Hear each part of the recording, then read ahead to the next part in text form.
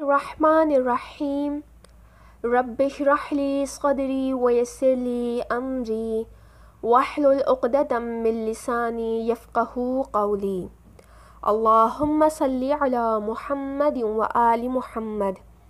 السلام علیکم ورحمۃ اللہ وبرکاتہ۔ بسم اللہ الرحمن الرحیم مالک یوم الدین۔ وہ قیامت کے دن کا مالک ہے۔ اس آیت کے ذریعے رب کائنات اپنا تعارف کروا رہا ہے قیامت کے دن کے مالک کے طور پر۔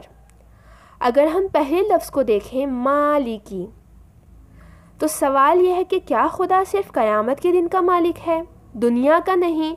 تو اس کا جواب یہ ہے کہ رب کائنات یہ احساس دلانا چاہتا ہے کہ اے انسان، تجھے قیامت کے دن مکمل میری خدائی محسوس ہوگی، جو تمہیں دنیا میں محسوس نہیں ہو رہی، کیونکہ انسان دنیا میں بہت مصروف ہو گیا ہے رشتے، مال، دولت، حکومت، شہرت، طاقت میں۔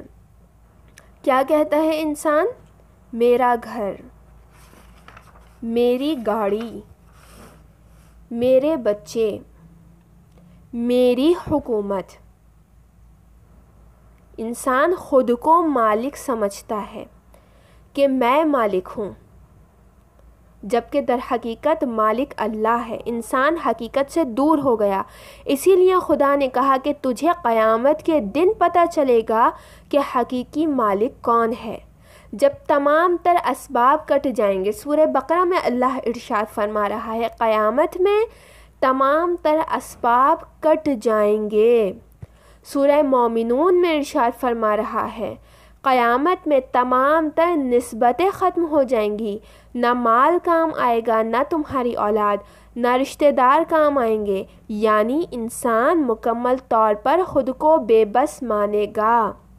پھر فرمایا حتیٰ کہ یہ تمہاری زبان تک تمہارے کام نہ آئے گی۔ وہاں پر حکومتیں کام نہیں آئیں گی، اور پھر انسان سمجھ جائے گا کہ میرا صرف ایک ہی مالک ہے، اور وہ ہے میرا رب اللہ تعالی پروردگار۔ اگر ہم اگلے لفظ کی بات کریں یوم الدین، دین کے مختلف معنی ہیں۔ دین یعنی راستہ، جو جس راستے پر چلے گا وہ اس کا دین ہے، یعنی جو ہم کریں گے وہ ہمارا دین ہے، جو ہم پہنیں گے وہ ہمارا دین ہے۔ اگر کوئی بے حیا ہے تو یہ اس کا دین ہے، وہ اس کو ریپریزنٹ کر رہا ہے، اپنے دین کو ریپریزنٹ کر رہا ہے۔ جو جس طرح کرتا ہے وہ اپنے دین کو ریپریزنٹ کرتا ہے، جو جس راستے پر چلے گا وہی اس کا دین ہے۔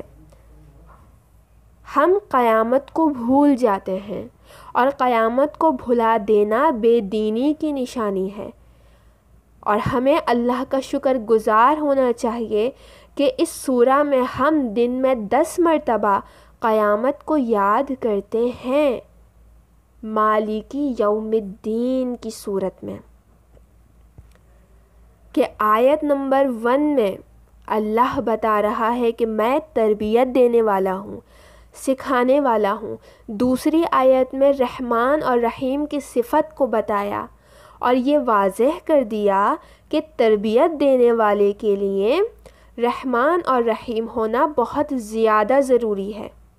لیکن تیسری ہی آیت میں فوراً ہی قیامت کا ذکر کیا۔ کیوں؟ اللہ نے پہلے رحمت کا ذکر کیا، اس لیے نہیں کہ انسان کا جتنا دل چاہے گناہ کرتا رہے، بلکہ رحمت کا ذکر کرنے کے بعد فوراً ہی اگلی آیت میں اللہ نے بتا دیا کہ مالکی یوم الدین۔ ذہن میں رکھنا قیامت بھی ہے جہاں کوئی کچھ کام نہیں آئے گا، رحمت کے ساتھ ساتھ عذاب کو بھی ذہن میں رکھنا ہے، رحمانیت کے ساتھ ساتھ قیامت کو بھی ذہن میں رکھنا ہے، یعنی رجا بھی رکھنا ہے، امید بھی رکھنی ہے، اور اللہ کا ڈر بھی اپنے وجود میں رکھنا ہے۔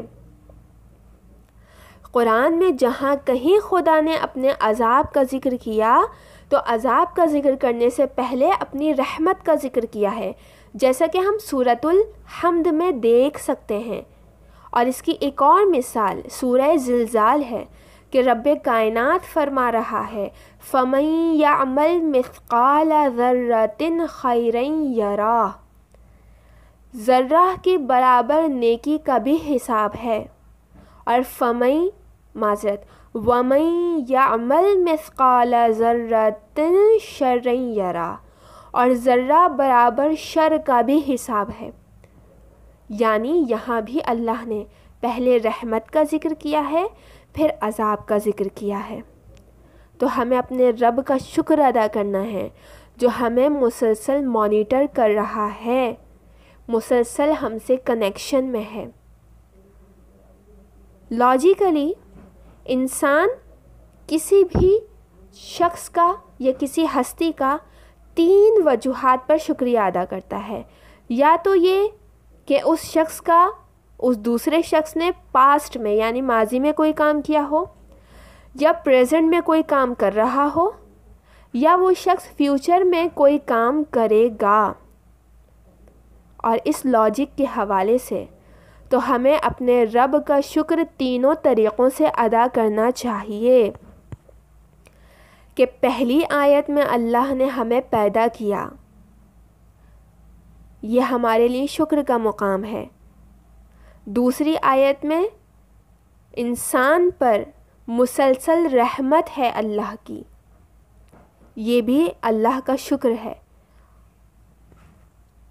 اور تیسری آیت میں یعنی کہ قیامت میں بھی ہمیں اللہ سے ہی ملنے جانا ہے، یعنی کہ پاسٹ، پریزنٹ اور فیوچر ہمارا اللہ سے ہی جا کر ملتا ہے، ہمیں اپنے رب سے ہی جوڑتا ہے۔